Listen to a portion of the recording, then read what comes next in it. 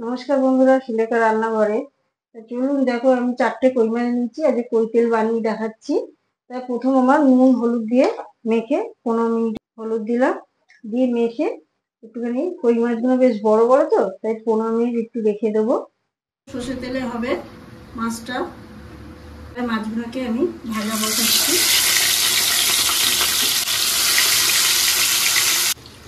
কই মাছটা এক পাশ হয়ে গেছে, এবং হালকা হালকা ভাজতে হবে।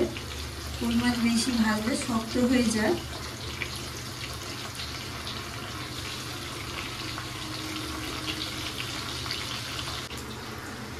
ফোড়নে দিচ্ছি একটা এলাচ, একটু লবঙ্গ, একটা দারচিনি আর একটু গোটা জিরে। একদম একটা গোটা টমেটো নিয়েছি, একটা ছোট সাইজের পেঁয়াজ, একটু আদা 4 টুকরো, দুটো কাঁচা লঙ্কা। এটাকে পেস্ট করে নেব। এটা আমার পেস্ট করা হয়ে গেছে, আমি ঢেলে দিলাম।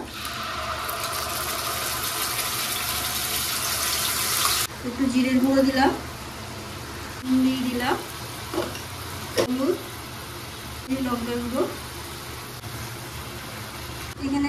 এখানে পেস্টটা করেছিলাম, সেইখানে 1 কাপ জল নিয়ে আমি দিয়ে দিলাম। জলটা একটু ফুটলে তারপরে কই মাছটা দেবো। একটু চিনি দিচ্ছি আমি, যেহেতু টমেটো পড়েছে মাছে, বেশি করে একটু। এবার মাছটা দিয়ে দিলাম, দিয়ে আমি একদম গ্যাসটাকে সিমে রেখে দেবো। দিয়ে 15 মিনিটের মতন রেখে দেবো, একদম সিমে রেখে। ঢাকনা দিয়ে কাঁচা লঙ্কা দিচ্ছি।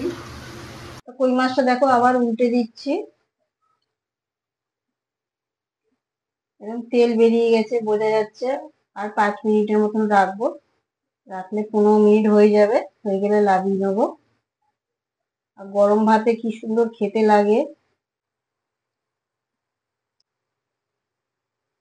ওই তেল পুরো রেডি হয়ে গেছে, দেখো গরম ভাতে খুব সুন্দর খেতে লাগে। আপনারা আমার মতন একবার বানিয়ে দেখুন। আর দেখে যদি ভালো লাগে তো প্লিজ আমাকে একটা লাইক করুন, সাবস্ক্রাইব করুন, পারলে শেয়ার করে দিন।